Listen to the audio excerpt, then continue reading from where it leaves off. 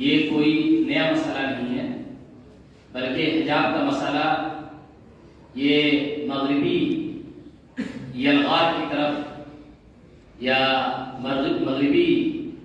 یورش کا ایک نتیجہ ہے۔ اگر مغرب کی طرف سے کیے جانے والے پروپیگنڈے کا تحقیقی جائزہ لیا جائے تو اس میں جہاں مستشرقین کی تحریکات تھیں اور جہاں انہوں نے اپنے فکر و نظر سے اسلامی افکار اور اسلامی روایات اور اسلامی تعلیمات پر نت نئے حملے کیے، وہیں پر انہوں نے اسلامی تشخصات اور اسلامی تہذیب و ثقافت کی نشانہ بنایا۔ ان اسلامی ثقافت اور تہذیبی نشانات میں جہاں انہوں نے اظہار رائے کی آزادی اور حریت نسواں، اسی طریقے سے ملازمت اور دیگر دنیاوی کاموں میں مرد و عورت کے اشتراک اور مرد و عورت کی برابری کے نعرے لگائے، جس کے نتیجے میں حجاب کا مسئلہ بھی پیدا ہوا۔ تو سب سے پہلے تو یہ ہے کہ حجاب اور پردہ، اگر ہم انسان کی تاریخ کا جائزہ لیں کہ انسان کی پیدائش سے لے کر کے اب تک جو تاریخی ادوار ہیں، ان تاریخی ادوار میں اگر حضرت آدم علیہ نبی علیہ السلام وہاں سے اگر ہم آتے ہیں تو وہاں سے بھی بات معلوم ہوتی ہے کہ جنت میں جس طریقے سے اللہ تبارک و تعالیٰ نے آدم اور حوا کو جس زیب و زینت کے ساتھ، جس آرائش اور زیبائش کے ساتھ ان کو جنت میں جگہ دی تھی، اور جنت سے نکالے جانے پر جو پہلی اللہ تبارک تعالیٰ کی طرف سے گرفت ہوئی تو یہی ہوا کہ ان کا لباس اتر گیا۔ یہاں سے یہ بات معلوم ہوتی ہے کہ خدا تعالیٰ کی منشا اور خالق کی منشا یہی ہے کہ انسانوں کے رہنے سہنے اور انسانوں کی بود و باش کا ایک طریقہ متعین ہے۔ ظاہر سی بات ہے کہ مذہب اور انسانی روایات ان دونوں میں بہت فرق ہے۔ مذہب وہ چیز ہے جو زمانے کے بدلنے کے ساتھ، زمانے کے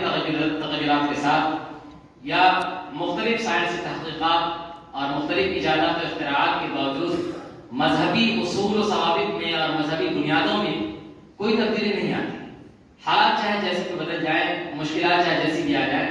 لیکن جو مذہبی اصول و ضوابط ہیں ان اصول و ضوابط میں کوئی کمی نہیں آتی۔ جو اصول ثابتہ ہیں، جو فرعی چیزیں ہیں، جو ظاہری چیزیں ہیں، ان کے اندر تبدیلیاں ہوتی رہتی ہیں حالات کے اعتبار سے، زمانے کے اعتبار سے، تقاضوں کے اعتبار سے، لیکن جو بنیادی جو تصور کا ڈھانچہ ہے اس ڈھانچے کے اندر کوئی تبدیلی نہیں آتی۔ پردہ بھی جو ہے انسانیت اور مذاہب عالم اور مذاہب اقوام ان تمام کا مطالعہ کریں گے تو کہیں نہ کہیں اس پردے کا ذکر آپ کو ضرور ملے گا، چاہے وہ ہندوازم ہو، چاہے بدھزم ہو، چاہے جینزم ہو، چاہے جوڈائزم ہو، جو بھی مذاہب دنیا کے اندر ہیں، جو عالمی مذاہب ہیں، ان کے اندر پردے کا تصور پھر جبلا آپ کو ملے گا۔ اور ان کی جو بنیادیں ہیں یہی ہے کہ آدم علیہ نبی علیہ السلام کا واقعہ، جس کے اندر پردے کا ان کو حکم بھی دیا گیا، اور پردہ جو ان سے ہٹا تو خود بخود بحیثیت انسان کو شرمندگی کا احساس ہوا کہ یہ ہمارے ساتھ کیا ہونے لگا۔ تو پتہ یہ چلا کہ اسلام کا یہ جو حکم ہے پردہ، وہ صرف اور صرف ایک انفرادی حد تک نہیں ہے، بلکہ اس کا اجتماعی اور معاشرتی اور سماجی زندگی سے بھی ایک گہرا تعلق ہے۔ اسلام کوئی بھی ایسا حکم جیسے شراب پر پابندی، جوا پر پابندی، سود پر پابندی، صرف پابندی انفرادی اعتبار سے اسلام عائد نہیں کرتا، بلکہ اس کی جو حیثیت ہے وہ حیثیت سماجی اور معاشرتی طور پر بھی ہے۔ اسی طریقے سے جیسے اب شراب کی مثال کے طور پر، شراب پینے والے کا اپنا ذاتی نقصان تو ہے ہی، لیکن اس شراب پینے والے سے اس کے اہل خانہ بھی جڑے ہوئے ہیں، اس کے آس پاس رہنے والے، اس کے آس پڑوس کے لوگ بھی جڑے ہوئے ہیں۔ اسی طریقے سے اس کے ساتھ اس کا اپنا کنبہ ہے، اس کا اپنا گھرانہ ہے، اس کے اپنے خاندان والے ہیں، اس کی اپنی معاشرت ہے، اس کا اپنا سماج ہے۔ تو ظاہر سی بات ہے کہ اگر شراب پینے والا اگر صرف اس کی انفرادی زندگی کو ہم دیکھیں تو اس صورت میں ایسا لگتا ہے کہ اس کو آزادی ملنی چاہیے اور شراب اس کو پینے کی مکمل ایک آزادی اسلام کی طرف سے ہونی چاہیے، لیکن اسلام اس کی اجازت اس لیے نہیں دیتا کہ اس کا اپنا ذاتی نقصان تو ہے کہ جب وہ مخبور العقل ہوگا اور جب اس کی عقل سلب کر لی جائے گی اور شراب پینے کی صورت میں وہ اپنے ہوش و حواس کھو بیٹھے گا تو وہ اپنے آپ کو تو نقصان پہنچائے گا ہی، وہ اپنے بچوں کو بھی نقصان پہنچا سکتا ہے، اپنے اہل خانہ کو بھی نقصان پہنچا سکتا ہے، اور بلکہ سماج میں جن لوگوں کی پراپرٹی اور جائیداد ہے ان جائیداد کا بھی جائیداد کو بھی نقصان پہنچا سکتا ہے۔ تو ان تمام مضرات اور ان تمام نقصانات کو سامنے رکھتے ہوئے اسلام نے اصول کلی بنایا کہ یہ شراب پینے کی ممانعت رکھی اور ممانعت کی وجہ بھی بتا دی۔ اسی طریقے سے جوا ہے، جوا اس کا اپنا مال ہے، لیکن اس کی حرمت وجہ اس بنیاد پر نہیں کہ صرف اور صرف اس کا نقصان ہے، بلکہ جوا کی وجہ سے جو اس کا مال ہے وہ مال ڈوب بھی سکتا ہے، اور اس مال میں صرف اس کا حق نہیں ہے بلکہ اس کے پیچھے جو اس کا ایک خاندان ہے اس خاندان کا بھی حق ہے۔ اسی طریقے سے جو سماج میں جن کے ساتھ اس کے حقوق متعلق ہے ان کی بھی حق تلقی ہے۔ اس لیے اسلام نے یہ قوانین وضع کیے تاکہ دنیا کا نظام جو جس کو اللہ تبارک و تعالیٰ نے محکم بنایا، ٹھوس بنایا، اس دنیا کے نظام کے اندر کوئی خلل واقع نہ ہو۔ اسی طریقے سے یہ پردے کا بھی نظام ہے کہ پردے کا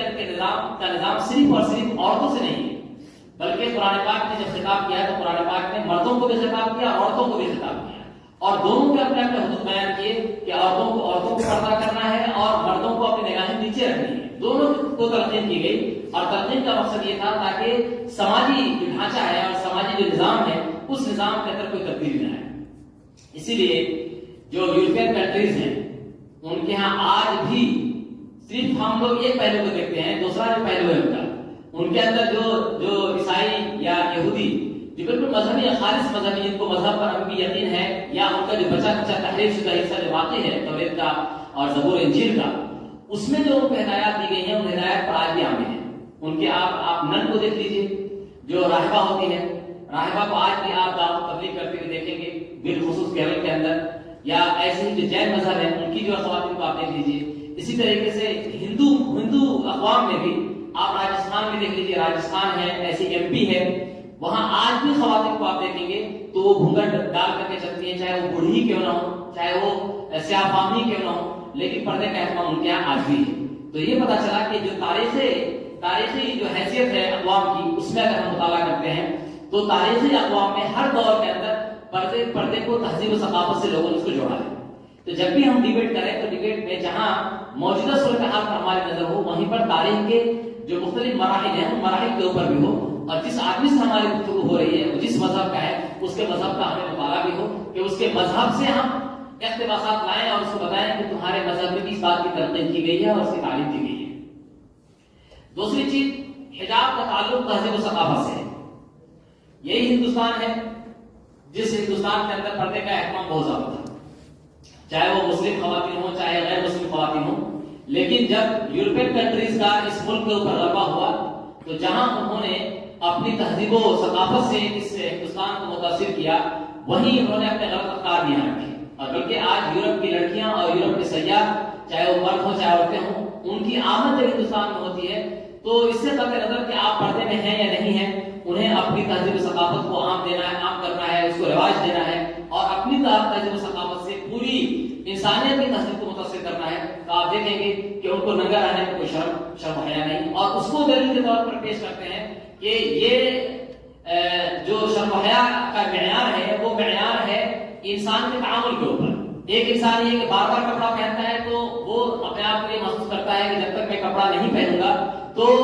مجھے شرمندگی ہوگی اور مجھے دوسروں کے سامنے آنے میں حیا محسوس ہوگی، لیکن اسی کو اگر وہ کپڑا اتارنا شروع کر کے دھیرے دھیرے تو اس کا عادی بن جاتا ہے۔ تو گویا کہ وہ حجاب کو عادت سے تعبیر کرتے ہیں کہ یہ ایک امور عادیہ ہے کہ جو آدمی جس چیز کی عادت ڈال لیتا ہے اسی میں ڈھل جاتا ہے، حالانکہ ایسا نہیں ہے۔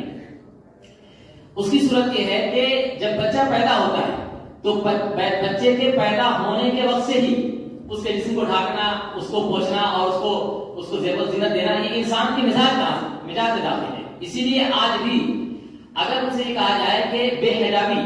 یا بے پردگی اس کا معیار کیا ہو گیا، اگر ہم سے یہ کہیں کہ پورا کپڑا اتار کر کے گھومیں تو یورپ کی کوئی خاتون اس کے لیے تیار نہ ہو، اور یورپ کا کوئی مرد اس کے لیے تیار نہ ہو۔ کچھ نہ کچھ حصوں کو ڈھکنا جو اعضاء مخصوصہ ہیں اس کو ڈھکنے کی آج بھی ان کے اندر عادت ہے، اور آج بھی ان کا اس کا رواج ہے۔ اس کا مطلب یہ ہے کہ پردے کا جو اہتمام ان کے یہاں ہے یا پردے کی جو عادت کی دلیل ہے، یہ دلیل صحیح نہیں ہے۔ اگر عادت کی بات ہوتی تو اس صورت میں پردہ بے پردگی کس کو کہا جائے گا، پردہ کس کو کہا جائے گا؟ تو اس کا مطلب یہ ہے کہ خود دنیا کے نزدیک اس کا کوئی معیار نہیں کہ اس کے حدود کیا ہوں گے، اور جسم کے کن اعضاء کو ڈھکنا ضروری ہوگا اور ان کو ڈھکنا ضروری نہیں ہوگا۔ لیکن اسلام نے صاف ستھرا انتظام بتایا کہ کہاں سے کہاں تک ڈھکنا ہے، کتنا ڈھکنا ہے، کپڑا کتنا لبیز ہونا چاہیے، کتنا پتلا ہونا چاہیے، کپڑے کی ساخت کیا ہونی چاہیے، سائز، ان تمام ساری تفصیلات فقہ کے اندر اور فقہ کی عبارتوں کے اندر موجود ہیں۔ تو اسی یہ پتا چلا کہ اس کا تعلق جو ہے تہذیب و ثقافت سے بھی ہے، کہ انسان جتنا مہذب ہوگا وہ اسی قدر وہ پردہ کرنے کی کوشش کرے گا۔ اور یہ پردے کا جو مسئلہ ہے، اگر حیوانات کو دیکھا جائے تو حیوانات کے اندر بھی یہ پردے کی چیز پائی جاتی ہے۔ اللہ تبارک تعالیٰ نے جو ساخت حیوانات کی بنائی ہے، اس ساخت میں بھی آپ دیکھیں گے تو پردے کی جھلک ہوگی۔ تو اس سے پتہ چل رہا ہے کہ انسانوں کے اوپر جو پردے کا حکم دیا گیا ہے، مرد کو بھی پردے کا حکم دیا گیا ہے، عورت کو بھی پردے کا حکم دیا گیا ہے۔ آج صرف اور صرف سوالات یہ اٹھاتے ہیں عورتوں کے اوپر کہ عورتوں کو قید کر دیا حجاب میں، حالانکہ عورتوں کی جو تخلیق ہے اس تخلیق پر بھی اگر ہم غور و خوض کریں تو تخلیق سے بھی یہ بات معلوم ہوتی ہے کہ عورت کی جو تخلیق ہوئی ہے وہ جفاکشی کے لیے نہیں، محنت کے لیے نہیں۔ تو اگر عورتیں دھوپ میں نکلیں اور اس میں وہ حجاب ڈال کے نہ نکلیں یا وہ پردے کا اہتمام نہ کریں تو جو ان کا جمالیاتی پہلو ہے وہ جمالیاتی پہلو متاثر ہوگا، ان کی خوبصورتی متاثر ہوگی، کیونکہ جسم کے اندر اللہ تبارک تعالیٰ نے جو نزاکت رکھی ہے وہ نزاکت میں فرق پڑے گا۔ تو اس سے ہی پتہ چل رہا ہے کہ عقلی طور پر اسلام نے جو حجاب کا حکم دیا ہے یہ عین فطرت کے مطابق ہے اور عین عقل پر مبنی ہے۔ یہ کوئی ایسا حکم نہیں ہے کہ عورتوں کو مجبور کرنا ہے یا عورتوں کو مقہور کرنا ہے یا ان کو گھروں میں رکھنا ہے۔ اگر عورتوں کو مجبور کرنا یا عورتوں کو گھروں میں قید کرنا یہ مقصود ہوتا تو اسلام جو دوسری طرف زیب و زینت کا حکم دیتا ہے، زیورات کے پہننے کا حکم دیتا ہے، مہندی لگانے کا حکم دیتا ہے، اچھے کپڑے کے صفائی ستھرائی کا حکم دیتا ہے، یہ حکم اسلام کو نہیں دیتا۔ حتیٰ کہ احادیث کے اندر اور اسلامی تعلیمات میں اس بات پر تاکید بھی کی جاتی ہے کہ یہ عورت کو اگر زیب و زینت اختیار کرنی ہے تو یہ زیب و زینت اپنے شوہر کے لیے اختیار کرے۔ تو اس سے بھی پتہ چل رہا ہے کہ یہ حجاب کا حکم عورتوں پر ظلم و زیادتی کے لیے نہیں اور ان کو قید کرنے کے لیے نہیں ہے، بلکہ ان کی جمالیات میں اور ان کے حسن میں اضافہ کرنے کے لیے۔ اس کے بعد ہے فلسفہ حجاب۔ فلسفہ حجاب کو جو روشن خیال لوگ ہیں یا جو اپنے آپ کو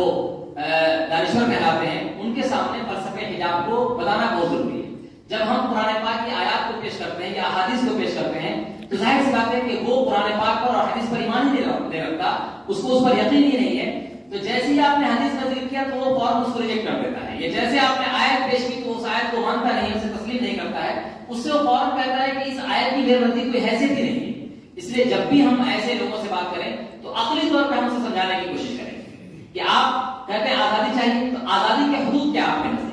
میرے اعتبار سے اگر آپ چاہتے ہیں آزادی تو بالکل ہی آزادی یہ ہے کہ بالکل کپڑا ہی نہ پہنے، اس میں آپ کا خرچ بھی بچے گا اور آپ کو جو ہے کپڑا سلانا بھی نہیں پڑے گا، درزی کے پاس جانا بھی نہیں پڑے گا، کپڑے کے